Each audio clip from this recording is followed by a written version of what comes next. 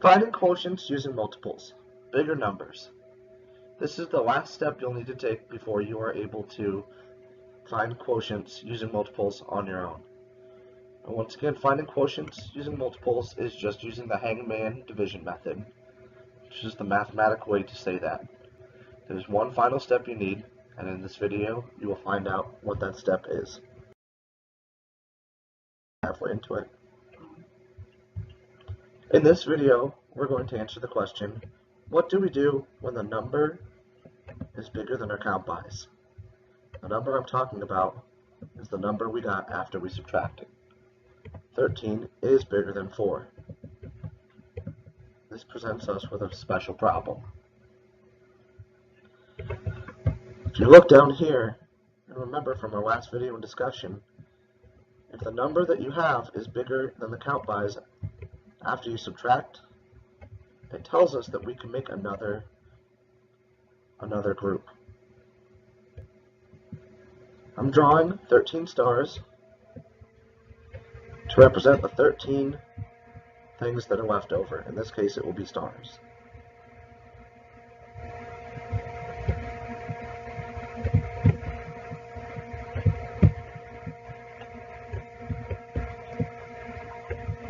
Once again, that number 13 is coming from the answer we got after we did the subtraction step.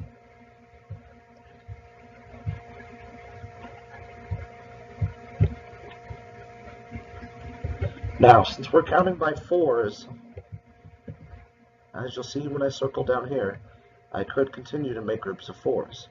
1, 2, 3, 4. One group of 4. 1, 2, 3, 4. Two groups of 4. 1, 2, 3, 4. Three groups of 4. Now, some of you may realize already we have one left over. We've got one of them that is still left out. I think you know what that special name for that is. If not, we'll find out here very shortly. So then, just like before, this is why it's so important that you realize that the number that's in between the hangman and the box never changes. It never changes. It's always going to be the same as our very first number.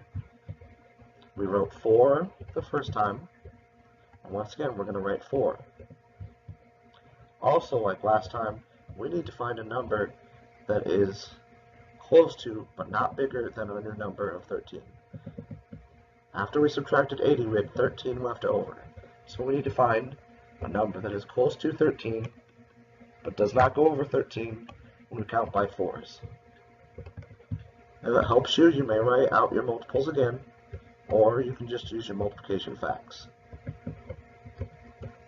4, 8, 12. That is very close to 13. It does not go over. And I counted 4 3 more times. 1, 2, 3. We can also see here that 4 times 3 equals 12,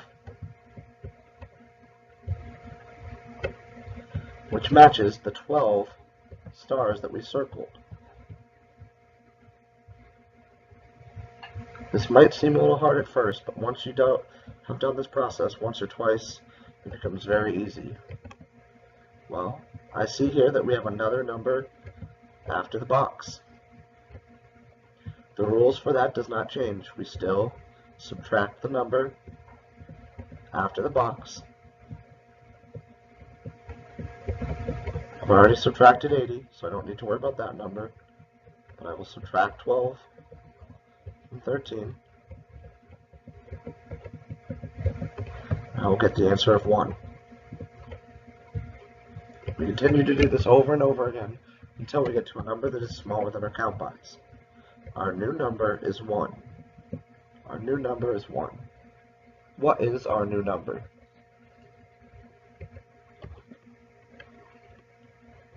Okay, great. Now for the final step. If I have 1 star, can I make a group of 4? No, I cannot, so it must be the remainder. Inside the box is my answer. 20 plus 3 equals 23. And that leftover number is my remainder, so I will write R1. Very nice job. If you don't quite get it yet, be patient. It will come with practice. 1. Time for example number 2. 73 divided by 6. After we subtracted our 60, we see here that our new number is 13. I want to see if I can take 13 and break it up into groups of 6. Now, if there's things left over, we'll have a remainder, and if not, we'll have no remainder. But the question is, can we make more groups of 6?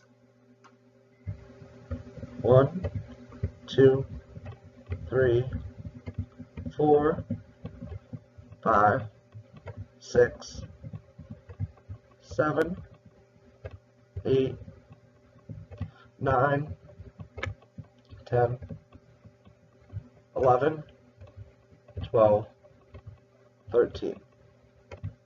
Is there some number times 6,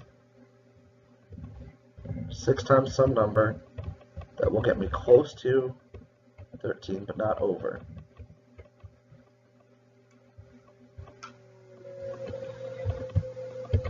There is a number, 6 times 2. This makes sense if we did our count by 6, 12. 12 gets us close to 13, but not over. We'll write the same number that we did here, just directly underneath it, since that part will never change. 6 times, what number was it that got us super close to 12? Here's a hint. If you forgot, look towards the bottom of the screen. The bottom numbers will help you out. 6 times what number will get you to 12?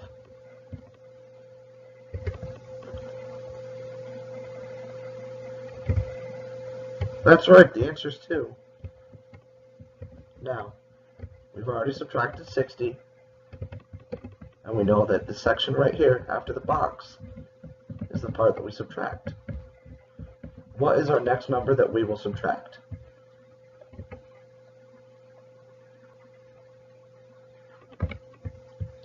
We subtract 12,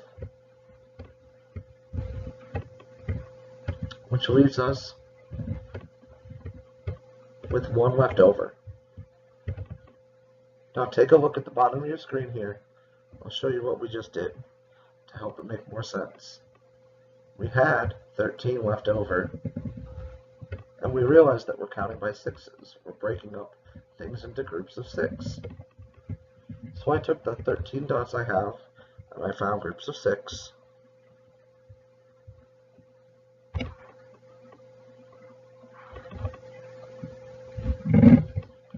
I'll make my second group of 6.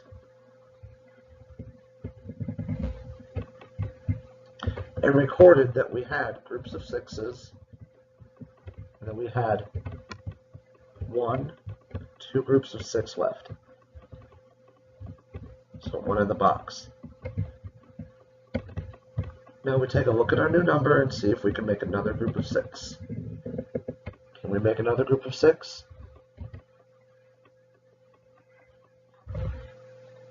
Since we cannot make another group of 6, this will be our remainder.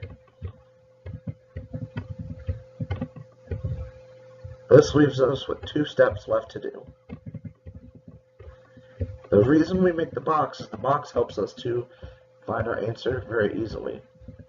Any numbers that are in the box are the number of groups that we made. I've made 10 groups and 2 groups. 10 groups and 2 groups of 6 each. So I'll add my groups together. 10 groups plus 2 groups equals 12 groups. Write that as our quotient above the hangman. Since we had 1 left over that we couldn't make anything with, we just had that extra group of 1. Can't do anything with it, it's our remainder. So I write R1. Lastly, if you don't quite get it yet, just keep practicing. You'll get there, it just takes time. Nice job.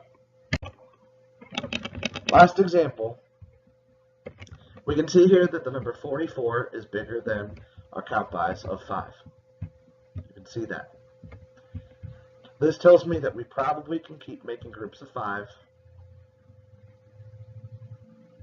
So, what do we do when the number is bigger than our count bys? Well, I know for sure it's not remainders, so I need to keep on making new groups. I'll make groups of 5, so I write that in between my hangman, in between my box, and I think to myself, what number times 5 will get me super close to our new number of 44 without going over? We can't go over because I don't have that many. If I got to the number 50, 55, 60, any number bigger than 44, I don't have that. I can't give that. So I'll give you a second to think. What number times 5 will get us super close to 44 without going over? Last hint. Use your count bys or your multiplication facts to find out. Go.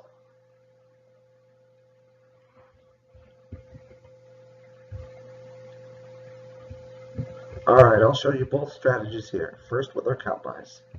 We're counting by 5, so I just write down 5, 10, 15, 20, keep going, all the way until I get to a number as close to 44, but does not go over. 25, 30, 35, getting closer. Add 5 more, and 40. 40 is really close. 44 without going over. Now I'm going to show you something real quick. If you do accidentally go over, if I went to 45, I could just simply say to myself, uh-oh, I went over. No big deal. I know that it's over. So I'll cross that out and look to that number that is not over, which is 40. And then count how many times I counted by 5. And it looks like it's going to be 8. Counted 5, 8 times to get to 40. Now this comes to our next strategy of just using your math facts. If you realize the number that was closest to 44 without going over, when we counted by 5s, was 40, you could simply write that answer of 8. It's up to you. Find the way that works best for you.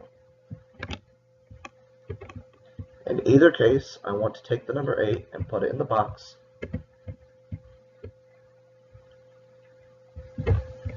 Perform the math.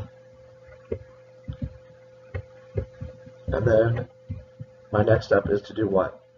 Remember, it's after the box, and after the box, there's one thing that we always do with those numbers. I'll go over here to see what we did to 50 if you forgot. There's something we do with these numbers. What is it?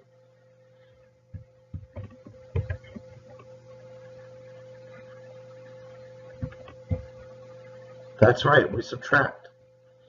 So I subtract 40. Get the answer of 4. Now this makes sense, since I should not be able to make another group left if I did it right. So 44 minus 40 equals 4. I can't make another group of 5 with 4, so those are going to be they are my remainders. Inside the box is where the answers are, so I look inside the box to find the answers. Inside the box are where my answers are, so I look inside the box. Add them together. Where do I find the answers to the division problem?